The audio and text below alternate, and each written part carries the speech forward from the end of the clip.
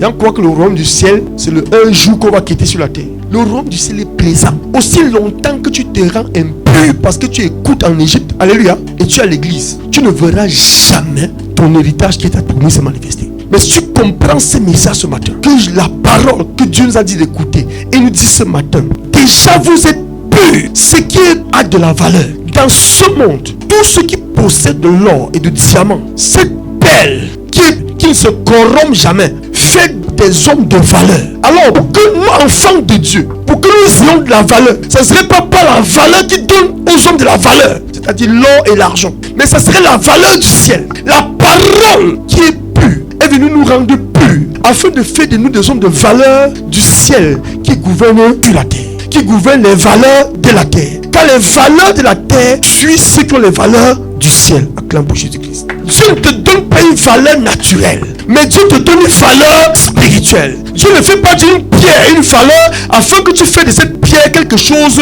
qui devient ton idole. Alléluia. Les gens se prosterent devant l'argent, pourquoi? Les gens donnent leur vie pour l'argent, pourquoi? Les gens donnent leur vie pour or. Pourquoi les gens fabriquent des veaux d'or? Parce que l'or a de la valeur. Si l'homme peut déjà se prosterner et voir de la valeur dans l'or, il ferait de l'or son Dieu. Alléluia. Alors c'est pourquoi Dieu, en cette saison, veut nous sortir de la valeur de l'Égypte qui est là ce matin. Acclame pour Jésus-Christ. Les concombres de l'Égypte, les valeurs de l'Égypte, l'argent de l'Égypte, l'or de l'Égypte, les voyages de l'Égypte, les visas de l'Égypte, toutes ces valeurs de l'Égypte que nous sommes à la quête ne sont pas des valeurs. Mais si nous pouvons voir la valeur, nous devenons des vases de valeur. Amen. Parce que la valeur du ciel vient sur la terre, fait des vases inutiles, des vases vils, des vases esclaves. Il fait des vases de valeur. Alors ta valeur ne viendra plus des choses que les hommes trouvent en elle la valeur. Amen. Mais ta valeur vient du ciel. Et tu garderas cette valeur chaleureusement pour Jésus-Christ. Je ne crois pas que l'église doit dominer par l'argent. Je ne crois pas que l'église doit dominer par le travail. Je ne crois pas que l'église doit dominer par ce que le monde y fait pour dominer. Je ne crois pas à ça. Il y a une valeur que Dieu a envoyée. C'est la valeur qui te donne de la valeur. Ils ont de la valeur sur la terre parce qu'ils ont le pétrole. Ils ont de l'argent, ils ont de l'or, ils ont des mines, ils ont toutes ces choses. S'ils n'ont pas ces choses, ils deviennent des vases.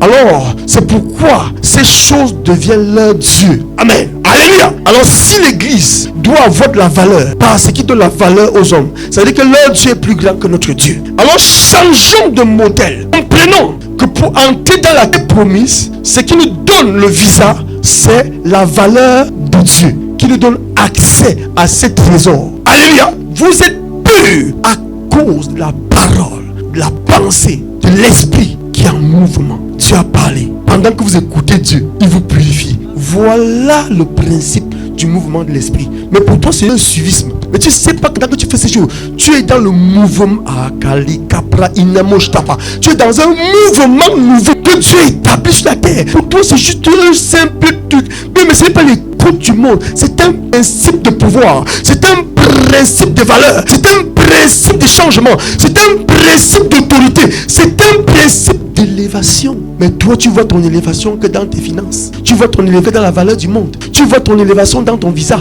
Tu vois ton élévation dans le mariage que tu cherches. Tu vois ton élévation dans ce qui élève les hommes du monde. Change ta conception. C'est pourquoi tu cherches les concombres de l'Égypte. Tu dis, ils sont dans le monde, ils ont tout, moi je n'ai rien. Ils n'ont rien. Si tu peux trouver ta valeur. Le royaume du ciel est comme un trésor caché dans une terre. Celui qui l'a trouvé cache et va de tout ce qu'il a. Je te dis à cette saison, c'est une saison que tu dois être radical, que tu dois être discipliné pour sortir radicalement de l'Égypte. Pas ton écoute.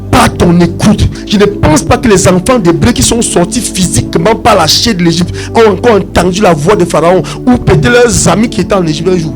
Et ces pharaons, vous voyez, vous ne les verrez plus, vous ne les entendez plus. Qu'est-ce qui les rendait esclaves? C'est la voix de Pharaon, c'est la présence de Pharaon. Pourtant, ils étaient enfants de qui? De Dieu. Acclame très fort pour Jésus-Christ. Non, l'église doit faire la différence entre ceux qui servent Dieu et ceux qui ne le servent pas. Il doit y avoir une différence. Alléluia. Non, bien-aimé, ce n'est pas la plénitude de ce ministère, le nombre de membres de ce ministère qui va me donner de la valeur. Non, ce n'est pas les véhicules, les voitures et mes sectes privées que je vois dans l'esprit qui voudront cette église de la valeur. Non, c'est pas ça qui fait de moi une personne de valeur. La valeur ne vient pas de la terre. Les choses de la terre me suivent tel que mon Père l'a dit. C'est un mouvement. Il dit que ça vous suivra. Si tu comprends la parole de Dieu, c'est en train de marcher, mais ça cherche ceux qui sont dans le mouvement.